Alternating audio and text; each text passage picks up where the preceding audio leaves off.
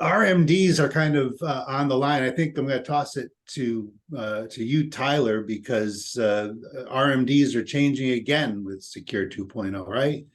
Yeah, they are. Right. So you mentioned this is a big bill. It's going to change a lot of saving strategies for a lot of folks as they kind of look towards retirement. RMDs is going to be that big one. So required minimum distributions.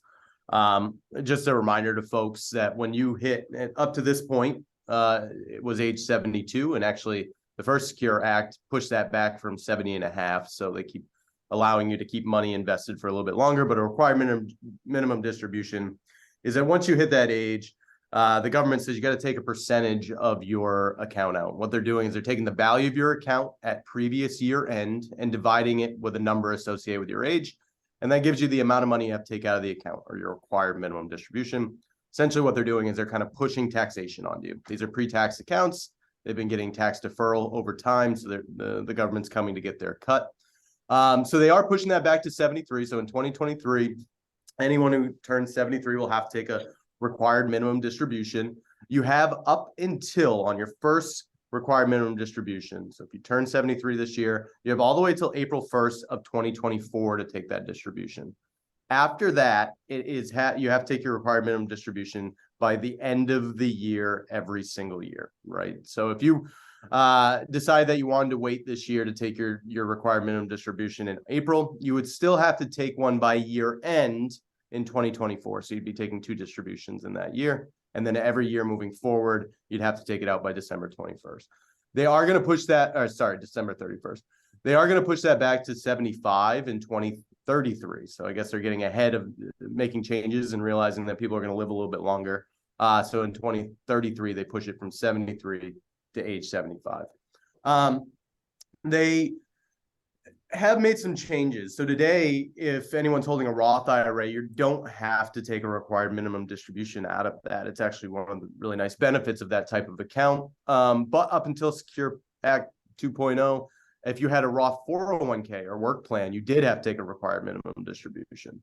They're changing that. That was a big incentive for folks to roll out into a Roth IRA when they retired. Now, if you have a work Roth plan, you don't need to take a required minimum distribution out of that.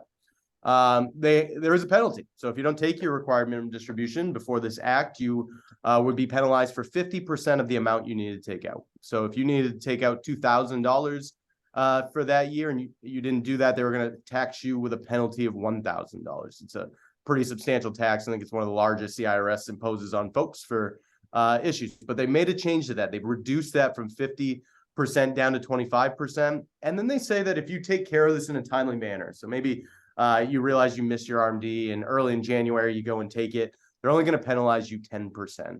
I will make a note that before this act and after this act, if you did miss an RMD, but you wrote to the IRS kind of explaining what happened, there are occasions where they're going to waive that fee completely. So that's still in place. But they're saying if you take care of this in a timely manner, they're just going to hit you with a 10% penalty. It's a big reduction. It might point to the IRS paying a little more attention to these and saying that, all right, if we're going to do this, let's not really harm folks as much and reduce these penalties. One thing I will note is that in your work plan, if you are working and you have a 401k, you don't need to take an RMD as long as you are still employed. Any IRA you have, so outside of your work plan, even if you are working and you've hit the age for your RMD, you do have to take an RMD out of the IRA. So that's still in place. Just a good reminder to folks that there is that difference between an IRA and your work plan when it comes to your RMDs. But those are the kind of the big changes for folks. The big one here is that we're pushing the age back and we've reduced those penalties for anyone who misses them. My head's already spinning, Tyler. The terms RMD and Roth come up a lot in our conversation today, I suspect. And by the way, I've found that it helps me to on the new RMD rules, new required minimum distribution rules. If you were born in the 50s or earlier, your age is 73. If your RMD age is 73, if you're born in the 60s or later, it's 75. Easy breezy.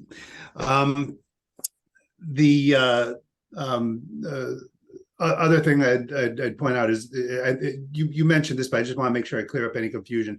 You stop working, you have IRAs. Yes, you have to take distributions, but if it's a Roth IRA, you still don't have to take distributions from that.